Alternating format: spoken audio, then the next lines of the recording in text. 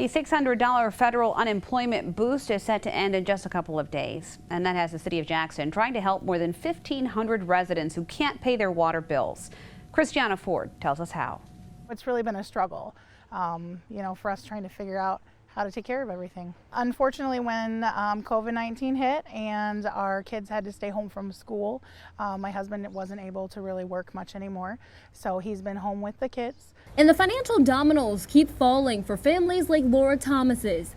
The ability to pay bills left up to what's in the cards. Really, we believe that some of the economic hardships that people are facing have caused them not to be able to pay their water bills. More than 1,500 people unable to pay their bills. That's about 10% of the city's total customers. The average amount per bill, $100, and that number could be doubled, even tripled, if they owe more than 1 month. Hoping to avoid potential shutoffs down the line, the city of Jackson is offering $125,000 to help people pay those bills. Yes, I'm a retired citizen. That's number one. And number two, it would help me financial. That's great. That's great. The city help to the community because right now this moment is hard for everybody. They just need people to reach out and ask. We really have to imagine that, people are not paying their bills because of the pandemic and there's economic hardship. So it is a tough thing to see in our community, but it's really up to us as community leaders to reach out to people and let them know how they can get help. Reporting in Jackson, Christiana Ford, Fox 47. It's not just an issue in Jackson either. As of July 14th, there were more than 3,000 BWL customers who were more than 30 days past due on their electric or water bills.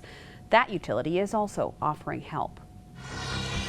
A former lawyer for President Donald Trump will be released from prison Friday. Today, a federal judge ruled the government retaliated against Michael Cohen for writing a tell-all book about Mr. Trump. The judge said Cohen's First Amendment rights were violated when he was ordered back to prison earlier this month. Cohen had been released over concerns about the pandemic. He was taken back into custody for allegedly violating the terms of his release.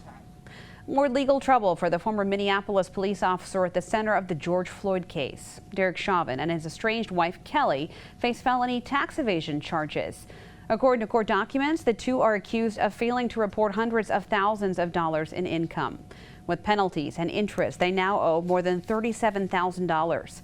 Attorneys representing the Chauvins have not commented on the charges. More hand sanitizers being added to the recall list because of a dangerous chemical that could be hiding inside. And clearing conditions this evening going to be great for some stargazing or comet watching. Have the full details and a forecast coming up. You're watching Fox 47 News at 6:30. Fox 47 Sports at 6:30 starts now.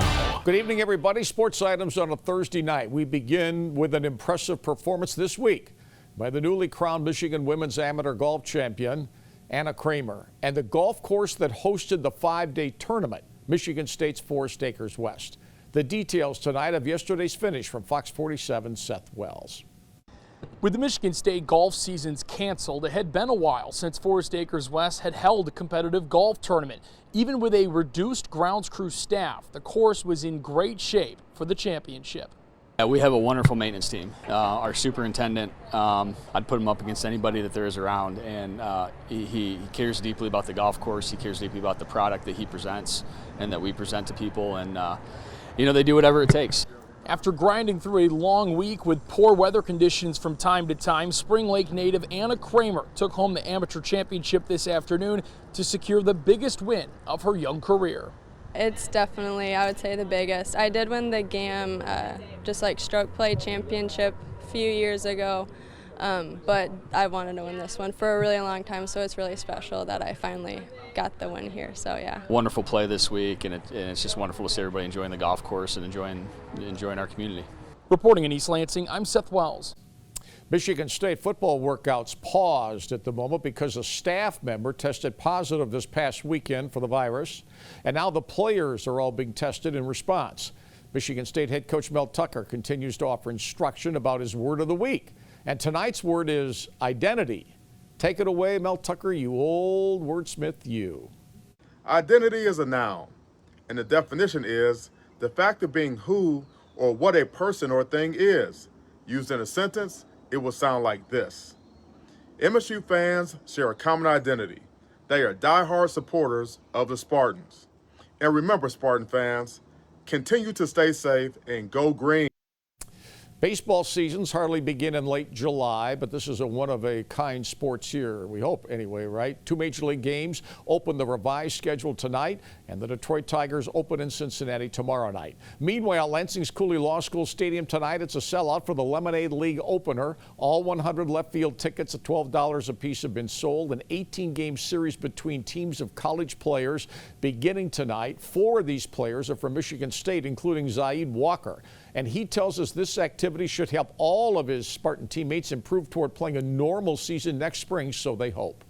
Oh, it should help a lot. I mean, getting reps is all you can ask for right now, especially in a time like this. So very grateful for the opportunity and excited to get some ABs. Tough year in college football, of course. Tough year for the Toledo Rockets. They lost their non-conference games scheduled for the fall, including a paycheck game for playing in September at Michigan State. Won't happen, right? It gets worse. Toledo head coach Jason Candle has tested positive for the virus. He's in quarantine, although he is said to be feeling fine. Jason Candle reportedly is the first major college head coach to test positive since the pandemic began. And another football note, here is the current logo for the Washington football team. And that's the team's name for the year completely. The Washington football team. After 87 years of being known as the Redskins, a new nickname is being sought. Nothing fits thus far. So the franchise says it will go through the coming season being known simply as the Washington football team. Perhaps a new nickname will emerge sometime in 2021. The sports on a Thursday night. Stay safe. Your Storm Shield forecast, only on Fox 47 News. Well, not a bad day out there weather-wise, Justin, though the humidity, I think, found its way back today. Creep it back up just a little bit. Fortunately, Sarah, not as much compared to yesterday, which I know we're all happy about. Temperatures a little bit more comfortable today, 83 degrees the temp. As you can see, a live look here over Jackson at the Consumers Energy Tower there. Now, Doppler radar doesn't have much to show, just a few clouds that we've seen. Fair weather have filtered in and out throughout the day today. They're clearing out now as the sun starts to get a little lower in the sky, and as we get towards the later hours this evening, we'll have some pretty good clear conditions for viewing stars and or comets. We'll talk about that in a second. Highs today thus far, 83 for Lansing, 84 in Jackson. It's generally another similar day where we have highs in those low to mid 80s across the area. They're still around that right now. Mason at 79, 76, a little cooler at St. John's and Ionia, 77 in Hillsdale, but most folks again still in those lower 80s at this time. Humidity down a touch. We're talking low 60s dew points compared to low 70s, upper 60s like we've seen a couple of the past few days. Temperatures still surging out towards the west. As you can see, Rapid City out in South Dakota, 99 degrees. And it's not going to be quite that hot this weekend, but we will see the return of some of those 90s for our Saturday and Sunday. Now here's satellite radar wide view again, cloud cover dying down and filtering out. That's going to provide a fairly nice evening. Future track shows that. Again, we run this through in the model and you see the wind flowing out of the northeast, very light. It's going to cool things off. And we'll see temperatures fall down to the low 60s, if not a few folks in the upper 50s tonight. Maybe some patchy fog tomorrow morning, burns off very quickly, and then by the afternoon, just maybe a few clouds, but otherwise a mainly sunny day out there for our Friday. Very comfortable temperatures as well. This will carry into our Saturday. You'll notice the wind is going to be streaming out of the south and southwest, and that'll bring in some more warmth. So I think we probably get to around 90 degrees.